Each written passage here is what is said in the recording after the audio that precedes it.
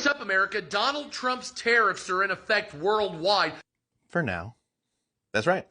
We have some breaking news regarding Donald Trump's tariffs. This is from the Washington Post, but it's everywhere. You can just Google it real quick. The U.S. Court of Appeals for the Federal Circuit upheld a lower court's decision that Trump overstepped his authority in using a 1977 law called the International Emergency Economic Powers Act, or IEEPA, to impose most of his tariffs. The emergency law is used in the case of threats against the country.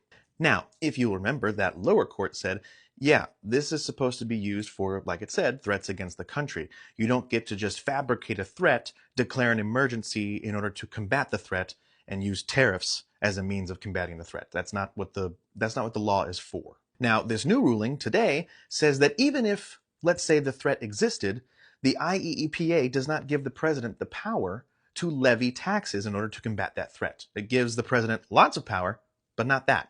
The court ruled, quote, the statute bestows significant authority on the president to undertake a number of actions in response to a declared national emergency, but none of those actions explicitly include the power to impose tariffs, duties, or the like, or the power to tax, a group of federal judges wrote in their ruling.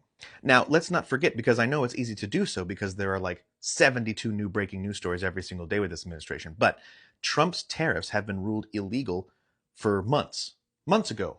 That lower court made that ruling. They've been allowed to remain in place due to a stay that was granted by that lower court while the appeal process works its way through the courts. Now, of course, the DOJ is going to appeal this ruling to the Supreme Court, but I gotta say, there isn't a lot of ambiguity in the IEEPA. It's pretty cut and dry about what a president can and can't do and what constitutes a national emergency or a threat to the country and what doesn't. So, do you have anything else to say on the subject?